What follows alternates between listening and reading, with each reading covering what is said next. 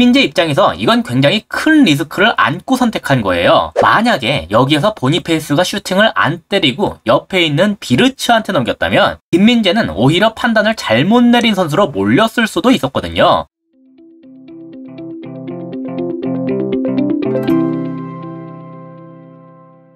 안녕하세요. 축구 보는 기자 축복입니다. 레버쿠젠을 상대로 이번에도 김민재가 상당히 뛰어난 모습을 보여줬는데요. 사실 김민재의 퍼포먼스를 보면 긍정적인 경기였지만 팀 전체적으로 봤을 땐 우려스러운 부분이 더 많이 드러난 경기였어요. 좋은 점부터 다루는 게 좋으니까 먼저 김민재의 모습부터 보도록 하겠습니다. 지금은 바이에른이 공격을 하다가 막혀서 볼이 흘러나온 상황인데요. 키미히가 한 차례 머리를 갖다 댔지만 볼이 제대로 처리되질 못했습니다. 그래서 이게 애매한 위치에 떨어지게 됐는데 보시다시피 이걸 상대 원톱인 보니페이스가 노리는 중이에요. 위치상 마크맨인 우파메카노보다 먼저 잡을 수가 있는 그림이었는데 이걸 김민재가 뒤에서부터 잽싸게 튀어나와서 걷어냈습니다. 김민재는 이렇게 바이에른이 어느 위치까지 볼을 전개한 이후부터는 팀의 최후방에 남아서 이런 식으로 쓸어버리는 역할을 수행했는데 덕분에 레버쿠젠은 역습으로 이어나가질 못한 채 다시 뒤로 물러나게 됐죠. 그리고 그렇게 해서 즉각적으로 볼을 소유한 다음에 다시 한번 크로스를 투입했는데 이것도 상대 수비에 막혔습니다. 이번에도 레버쿠젠은 전방을 향해 크게 찌르면서 빠르게 역습으로 이어가려고 했는데요. 이번에도 김민재가 튀어나오면서 그걸 미리 끊어버렸어요. 보니페이스 입장에선 연속해서 2번이나 같은 그림으로 역습 기회를 날리게 된 거죠. 이렇게 상대방이 보내는 롱패스를 우리 센터백이 잘 처리해준다면 상대의 빠른 역습을 차단함으로써 수비에 도움이 되는 것은 물론이고 공격적인 면에서도 여러모로 도움을 주는데요. 일단 우리가 계속해서 공격권을 이어갈 수가 있는 데다가 공격진이 내려올 필요가 없이 계속해서 전방 지역에만 머무를 수가 있기 때문에 체력적인 면에서도 세이브가 되기 때문이에요. 이런 모습은 최후방에서 수비를 할 때도 잘 나왔는데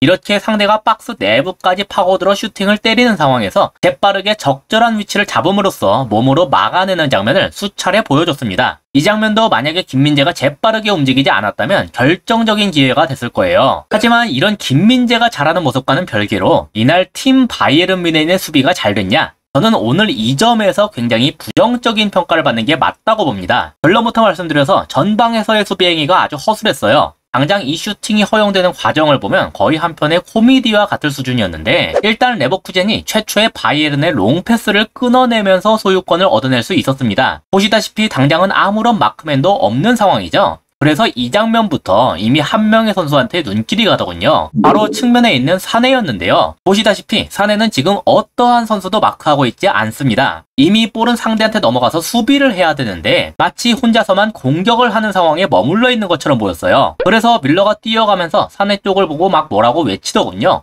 대화는 들리지 않지만 내용은 너무나 뻔했습니다. 수비 안 하고 거기서 뭐 하냐는 거겠죠? 그래서 결국은 그리말도한테 누가 가게 됐냐? 밀러가 직접 가게 됐습니다. 원래라면 자카를 잡아야 되는데 더 앞까지 갈 수밖에 없게 된 거죠. 하지만 덕분에 어쨌든 레버쿠젠이 볼을 더 뒤로 돌리게 만들 순 있었는데요. 여기에서 주목해야 될 게 바로 중원의 상황이에요. 지금 밀러가 자카를 포기하고서 그리말도한테 붙은 거죠. 그래서 레버쿠젠이 바로 다시 자카한테 넘겨버렸습니다. 고레츠카는 지금 안드리히를 잡고 있으니까 얘는 자카한테 붙을 수가 없다는 계산인데 실제로 고레츠카는 붙을 수가 없었어요. 하지만 밀러가 다시 잽싸게 자카로 마크맨을 변경하면서 백패스를 하게끔 강제할 수가 있었는데요. 여기에서 문제 2탄이 터집니다. 지금 최전방을 보면 케인 혼자서 센터백 둘을 상대하는 그림이죠. 그래서 지금 볼을 받게 되는 탑소바에게는 붙을 수가 없는 상황이에요. 그렇기 때문에 이거를 밀러가 올라가서 잡으려고 했습니다. 그러면 원래 잡고 있던 자카는 이제 누가 잡아야 되냐? 당연히 바로 뒤에 있는 키미히가 한 칸 올라와서 잡아야 되겠죠? 밀러는 그렇게 4-1-4-1 형태에서 4-4-2 형태로 바뀌는 그림을 그리면서 올라갔을 텐데 정작 키미히는 적절한 위치까지 올라오질 않았어요. 그래서 자카한테 순간적으로 꽤 넓은 공간이 주어졌습니다. 아까와 마찬가지로 다시 한번 자카한테 마크맨이 없는 구도가 된 거예요. 그래서 이번에도 바로 자카한테 다시 넘겼는데 자카가 전방으로 몸 돌릴 거 다 돌리고 앞에 누가 어떤 위치에 있는지 확인까지 다 하고 난 다음까지도 키미히가 적절한 위치까지 올라오질 못했습니다. 올라오긴 했는데 그 스타트가 너무 늦었던 거죠. 반면에 지금 앞에는 비르츠의 모습이 보이는데 손을 앞으로 쭉 뻗으면서 자기한테 달라고 어필을 하고 있죠.